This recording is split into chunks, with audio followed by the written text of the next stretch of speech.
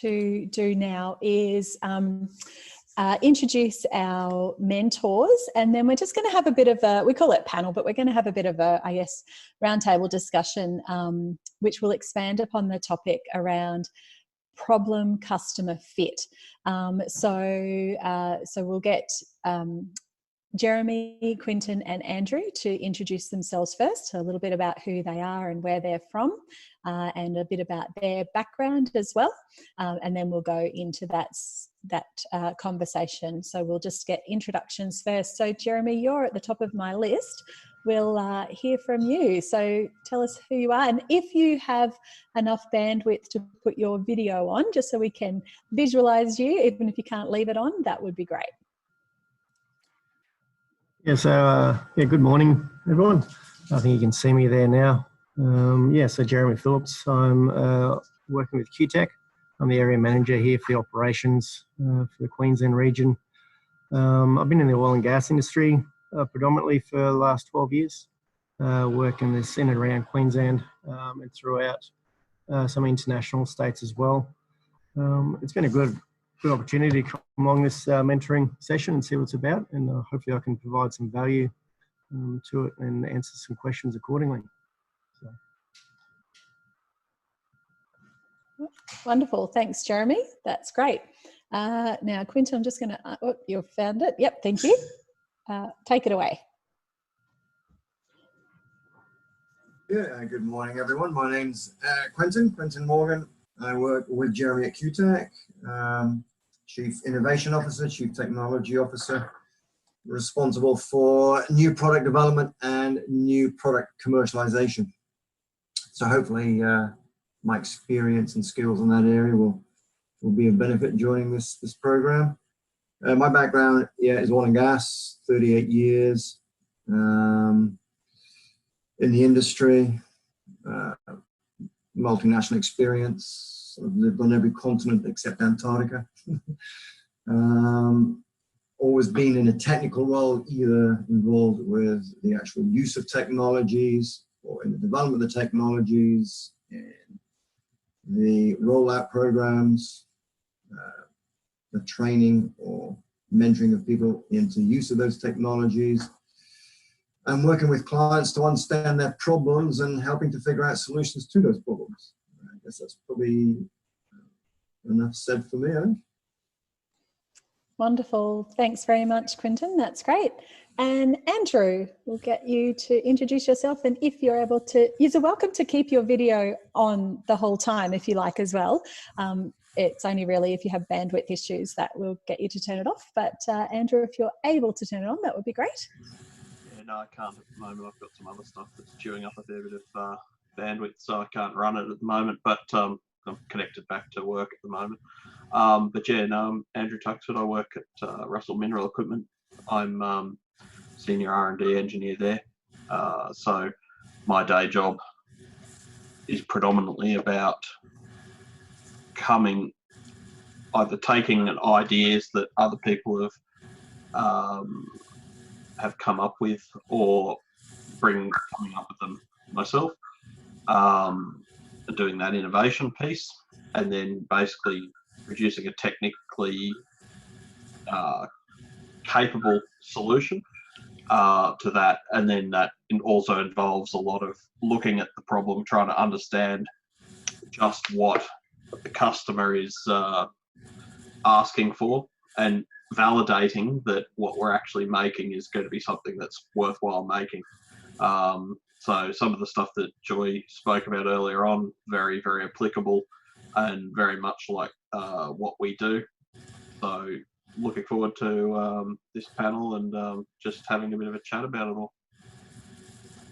Wonderful. Thanks, Andrew. And yeah, great to have you with us as well. So what we might do initially is just get each of our mentors, and I'm just going to pop... thanks, Quinton. Sorry, just a bit of background noise there. So we'll just get you each one at a time. And I know because it's a little hard when we can't all see each other, I'll call upon you. But perhaps if you can just give us an example of how you found identifying the right person to talk to in an organisation when you're approaching someone new, and you're looking at that potential or that organisation as a potential customer. How you go about actually getting to talk to the right person, because we know that can sometimes be a real issue in, you can waste a lot of time talking to the ducks when you need to be talking to the geese. So Quentin, I might actually jump to you first, if that's okay. So just if you can explain to us, I guess, your experience of getting that right person to have a conversation with. Yeah, certainly, Joy. I guess in my role in the industry I work with, it's actually not too difficult. So one of the things that certainly in a small organization like QTech compared to the big major international companies, we focus on one type of commercialization project, and that is one that's got customer pull rather than one that's involving a technology push. So in other words, if you're a big company, in my space, say Schlumberger, Weatherford, Halliburton, deep pockets, a lot of resources, a lot of patience, you might have a technology and you treat it like a hammer, going around looking for a nail to hit. And you're going around to find customers where you say, look, I've got this technology and I think it can help you do this. And so that situation is quite difficult, and it's very protracted, and success rate of commercialization tends to be quite low. For a small company like ourselves, we try to position ourselves as being somebody that ends up being a trusted advisor to our key clients. And so that when they have a problem, the first thing they do is think of QTech, pick up the phone and ask us and say, look, we have this challenge, we have this problem. We articulate it as a problem statement, and we go away and think about, well, what can we do with the resources that we have and the expertise and know-how to come up with a solution. So coming back to your original question as to, well, how do we go and find the right customer? We actually try to wait for the customer to come to us, but we try to position ourselves as being the person they think of first when they have those sort of problems. There have been occasions where we have identified a technology that has, for example, got wide adoption in another industry, and we think it could be repurposed, or it could have use for a particular application space, or for a different set of circumstances or environmental conditions that we think could get traction. And so, yes, in that situation, I would say, okay, well, this technology is being used in, say, mining. We think there is an application in the oil and gas or coal seam gas space. And as you pointed out, the first thing I got to do is figure out who do I go and see to undertake a discovery. So in our commercialization process, we have an initial stage that we call the discovery process. And we go out there and say, well, is this technology something that would be of use in the coal seam gas industry? Have I understood what I perceive to be the applications and the merits, or am I off point? And so we will go out there to talk to, say, a contract holder who we've obviously got close to for all the contracts that we have, or through that contract holder ask him who else in his organization should we go and talk to that would be that could act as an internal champion. That's another thing that we try to do, is we actually try to identify someone within the organization that could end up being an internal champion for your idea, that is willing to take it on that journey through to commercialization. But our initial approach would probably be through contract holders, people that we are talking to on a daily basis for managing ongoing contracts that Jeremy is responsible for. I go to Jeremy and say, hey, I've got this idea, or I found this technology that's being used in mining, and I think it could be of use to the coal seam gas industry. What do you think? He probably would say, well, let's go and talk to our contract holder for this particular service that's most closely related, get his input, and if need be, he would say to him, well, you know, if this is not something that you think you could answer or have the time to be involved with, could you nominate somebody else in your organization that you think we should talk to? And we try to find somebody that is willing to champion at least looking at it and ultimately take it through to some initial field trials, those alpha field trials, beta field trials that everyone's familiar with if you've been involved in R&D and commercialization. So that's the approach that we take there.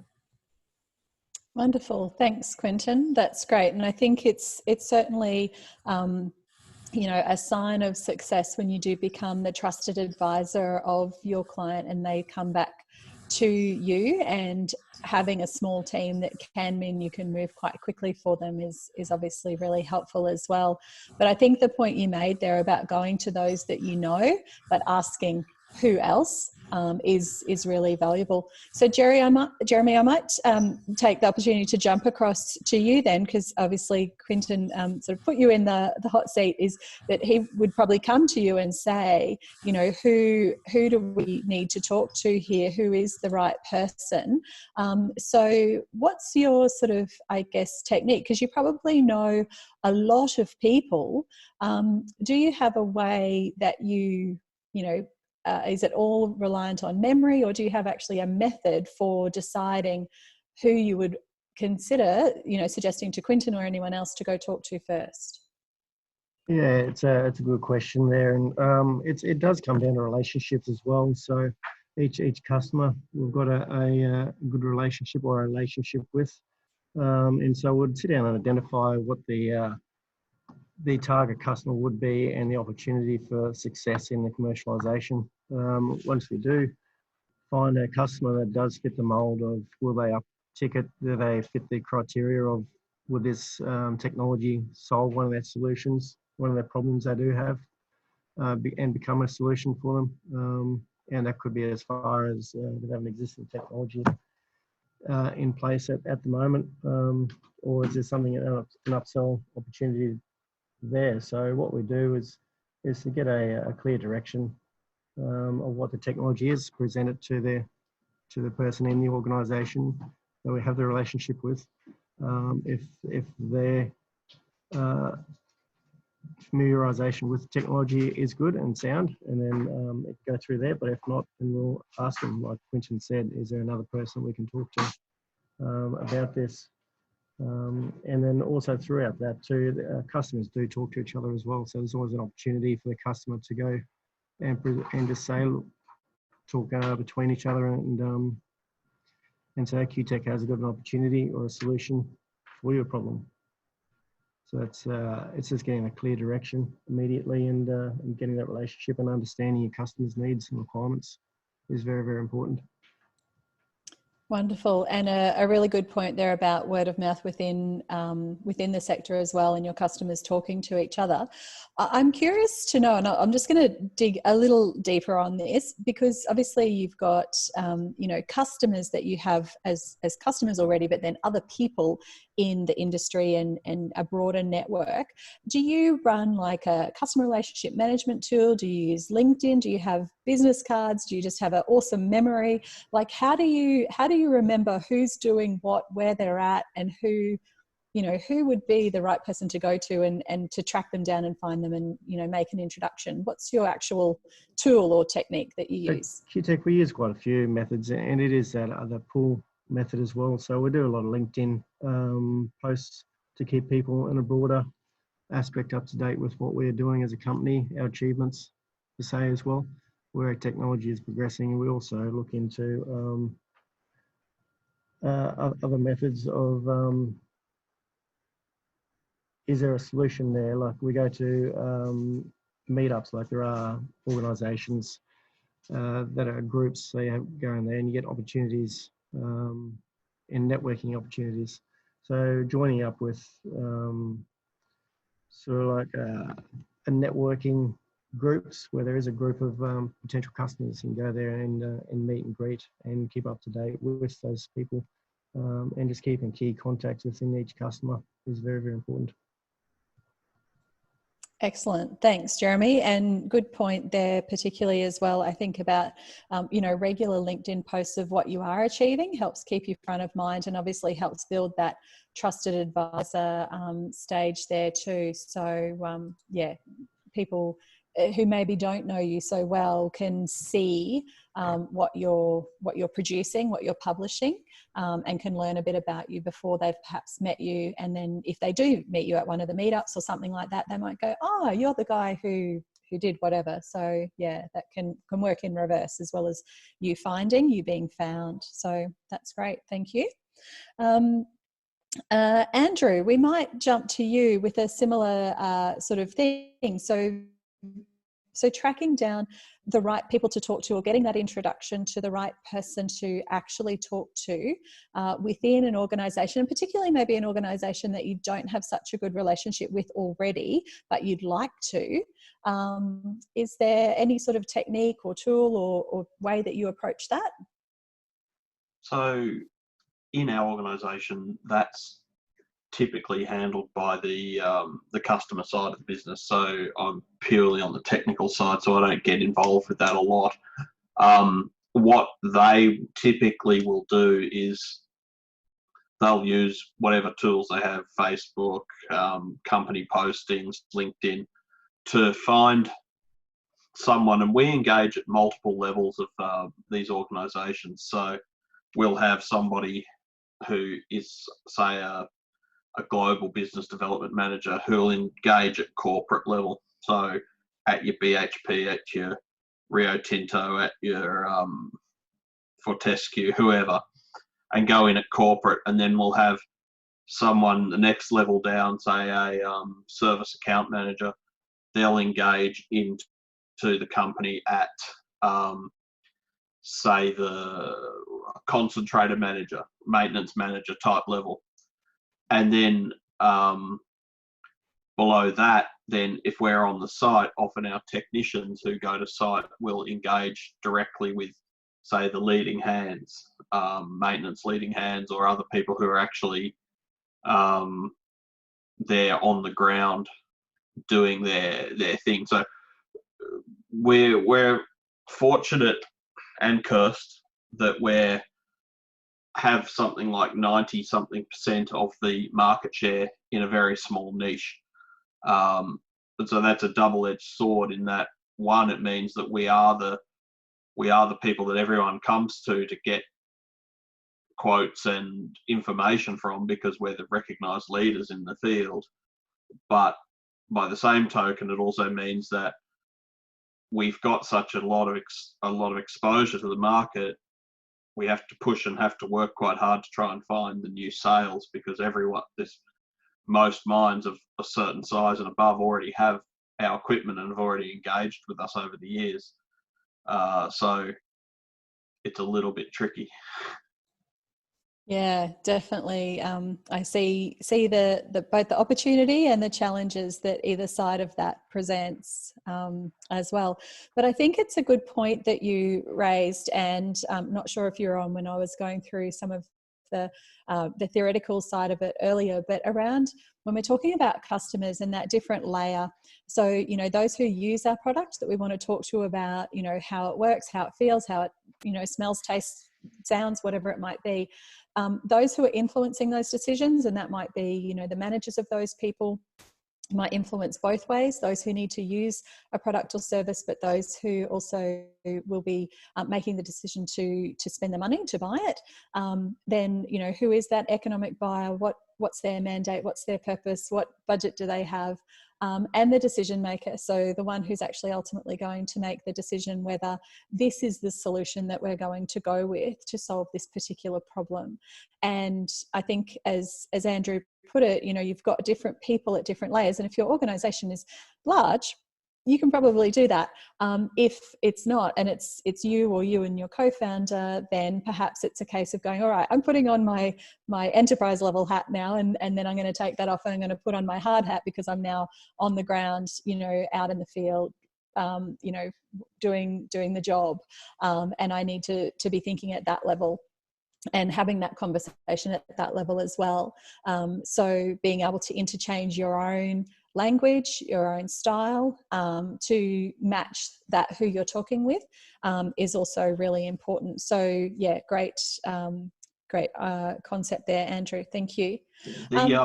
speaking a little bit more on that multi-level thing and just taking what you're saying a bit further about putting on your different hats, it's also very, very important that you understand what the KPIs or targets may be for each of the people you're talking to. So if you're talking to someone in corporate, well, they're not going to care about the same things as the guys on the actual, at the coalface, as it were, care about. So at corporate level, they're all about, mainly at the moment, safety metrics. So zero harm, trying to get out there and have no injuries, make it safe. Guys down a level might be more interested in the system, not so much about the safety. That's sort of nearly an expected thing. Maybe they want it to be a bit faster or reliable or consistent. So understanding about, and I guess it comes down to just that deep market and deep product understanding, that if you know as much about what the customer is doing as they do, it makes it a lot easier to make sure you're actually pitching at an appropriate level for the appropriate people that you're talking to. Excellent. And I think that is a really nice segue into what was going to be my next question. So thank you. That's really good, because it is about, a problem customer fit. And are you talking about the right part of the problem to that customer that you're talking to? And earlier we talked about having, layers to a problem. And whilst it may be one big problem overall, exactly as Andrew said, we may have to address a little piece of that problem to that person, because that's actually all they care about. And by care, maybe either have the responsibility or the influence to make a decision or provide information on that. So I might actually just jump back to Jeremy. So just in relation to that, in sort of breaking apart a problem and understanding it, and probably as Andrew was just going on to there, in learning about that organisation and the problems that they have prior to actually getting to talk to them, any particular strategy or focus or way that you do that to do, I guess, that background research and learn what you can, so that when you get to talk to them, you at least have that sort of relatively strong and I guess qualified assumption that you're going in there to have a conversation to find out, are you right or not, as opposed to just rocking up on their doorstep and going, hey, I see you have a problem, or I think you have a problem. So any, I guess, tips on how to find out more about an organisation and the challenges and problems they may be having if you haven't actually done business with them yet? Yeah, so it's a tough question to answer from the top thing, but I suppose the primary focus is to understand what your company is good at, and if you've been in an industry long enough, such as one niche part of an oil and gas industry, such as what QTech is, you start beginning to understand where technology is moving forward. And if you're seeing a customer sort of lagging in sort of a space such as that, you can sort of get an understanding just from being up to date with the industries and the trends from the customers you're currently dealing with. And so that's one way to start looking at it. But it's also getting knowledge of the customer itself as well. So if you've got one there that you know that is a certain size or a certain ability to do a job, you're starting to get a feel of what their spend might be as well. So if we've got a technology that we've been using for a higher end customer, we might be able to reduce that or tweak it in a way that is a lower cost, and to say, look, we've got a solution for you, not quite this high end, but we might be able to miniaturize it and make it more fit for purpose. So instead of doing an example might be, if they got one technology, it might cost an exorbitant amount of money just to get out of the box and only use once a year. But then there's a fit in another niche, sort of an area where they might use a similar sort of technology, but they want to run it 10 times a day, and they might not need X amount of data from that tool, we might be able to miniaturize it, target that niche, and say, look, we've got an opportunity. You do this, we can reduce this overhead that you're currently carrying if you use this tool, and it's just try and get a fit for purpose. So I think just rounding back to your question is just to understand what the customer is actually doing from the day to day and the industry that they're in, and a roughly ballpark of what they can afford to spend. Wonderful. Thanks, Jeremy. And I think that it's a really good point there as well that you make around, the value of having a niche to start with, but also in keeping a track of the organisations that you're interested in and seeing, where they may be lagging behind their competitors, and that may be showing signs of, not keeping up, perhaps, either with technologies or practices or whatever it might be, if there seems to be a bit of a slip happening, in that way, that you can then address it from that perspective of what you're even seeing from the outside. So that is really great.